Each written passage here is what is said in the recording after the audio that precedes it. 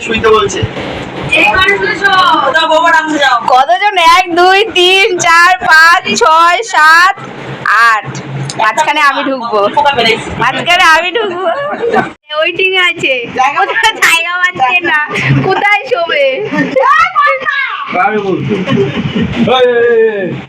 তো বাড়ির সবাই একসাথে হলে যা হয়, মানে গল্প আড্ডাটাই বেশি হয়, ঘুমটা তো কমই হয়। তো দুপুরবেলা সবাই মিলে খাওয়া দাওয়া করে শুয়ে পড়বো আর মানে ঘুমাবো বলে সব বিছনা করেছি, লম্বা টানা বিছনা করেছি আর সেখানেই ঘুমাবো। আর দেখো দুপুরবেলা খাওয়া দাওয়ার পরে কতগুলো বাসন বেরিয়েছে। আর এইদিকে বিকেলবেলা সন্ধ্যাবেলা উঠে অনেক জামা কাপড় সেগুলো ভাঁজ করছিলাম সবাই মিলে। আর এইদিকে বরমশাইয়ের তাকটা ভালো করে গুছিয়ে নেবো। তো হ্যালো বন্ধুরা, চলে এসেছি তোমাদের কাছে একটা নতুন মিনি ব্লগ নিয়ে। আজ কালকে থেকে আছে আমার জায়ের স্বাদের অনুষ্ঠান, তো আজকে হচ্ছে পরের দিনের অনুষ্ঠান। যার ননদরা সবাই আমাদের বাড়িতে আছে, সেই জন্য একটু হই হুল্লোড়টা বেশি হচ্ছে।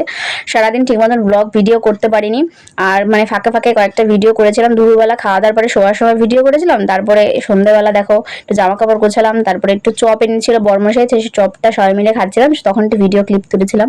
আর ওটা হচ্ছে মানে ঠোঙাটা ছিল আমার চপ। এদিকে চা করছি, 10:30 বাজে, এখন চা বসিয়েছি। আর আমি করব হচ্ছে চিংড়ি মাছ, রাতের খাবার। মানে দুপুরবেলা মা রান্না করেছিল, এদিকে আমি এখন করব চিংড়ি মাছ। হ্যালো বন্ধুরা, তো এখন বাজে রাত্রি 10:30। কালকে আমাদের বাড়িতে একটা অনুষ্ঠান গেছে, আর তার পরের দিন যে সমস্ত কাজবাজ থাকে বোঝোই তোমরা, একটা অনুষ্ঠানের পরের দিন যে সমস্ত কাজবাজ থাকে মানে বেশি কাজবাজ। কালকে তো অর্ডারের সব রান্নাবাড়ি ছিল, তো আনা হয়েছে, সেরকম একটা রান্নাবাড়ির ঝামেলা ছিল না। কিন্তু আজকেও সেরকম একটা রান্নাবাড়ির ঝামেলা ছিল না, শাশুড়ি মা করেছিল। তাও এদিকে বাসন মাজা, অনেক বাসন বেরিয়েছিল পরের দিন সকালবেলা যা বাসন বেরায় একটা অনুষ্ঠানের পরে, সেগুলোই ছিল, অনেক কাঁচা ধোয়া ছিল, সেগুলো করতে করতে আর ভিডিও করার সময় পাইনি আজকে। আর ননদরা বাড়িতে আছে, তো সবাই মিলে কাজবাজ করেছি। আর যেটুকুনি পেয়েছি তোমাদের সাথে শেয়ার করার চেষ্টা করেছি সন্ধ্যের পর থেকে।